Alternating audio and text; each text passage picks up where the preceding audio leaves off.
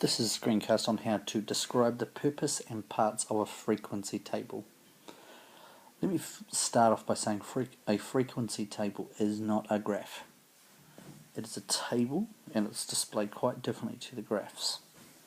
Now, great thing with frequency tables and their main purpose is that they're used to collect data on something.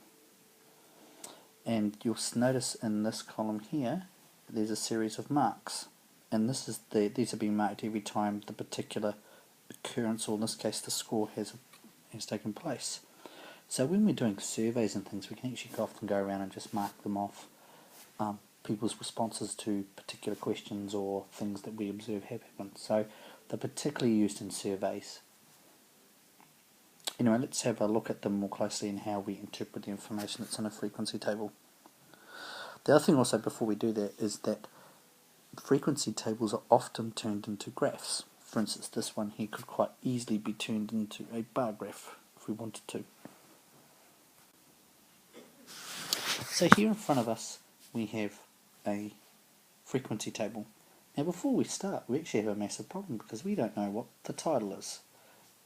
Frequency table should have a title, and this is actually not a good example. It does not have a title.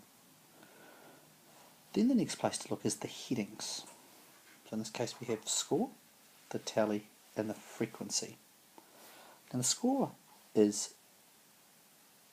the different types of scores you could get in this particular game, whatever it is. The tally is where, as the person was collecting the data or the information on whatever the scores were, they were making marks from however many times that occurred. So 1 happened once, while something like number 6 down here happens 5 times. And the frequency here is once the data has been collected, then in the frequency here it's simply a case of counting up how many of these marks there are. So there's 3 happened 3 times.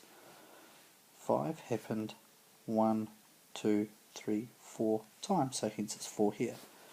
7, the score of 7 happened 1, 2, 3, 4, 5, 6 times. Now you notice this one here is very interesting. On the 5th occurrence, so when something happens for the 5th time, to make it easier we go 1, 2, 3, 4, and then on the 5th one we just put a line through it like that to indicate 5, because it means if we had, say for 8 here, let's say we can quickly go 2, 5 plus 5 is 10, makes 12, and it makes it very easy to add up. Now let's take a look at another example. This example here, and I'll just apologise for the slightly blurred image. You can see again, no title, but very simple number that occurred. Looks like it's probably a dice or something, because 1, 2, 3, 4, 5, 6. It's got the tally. So this is as the occurrences were happening, as the events happened, it was marked off, and then once that was done, the frequency. 4 lines becomes 4, 5, etc. And let's look at the last. Same thing again. You've got the mark here. No title on this one, but again you have the title of the column, so you know what's happening in them. You have the possible scores or marks, the amount of times it happened as it happened through marks, and then the total for that particular thing.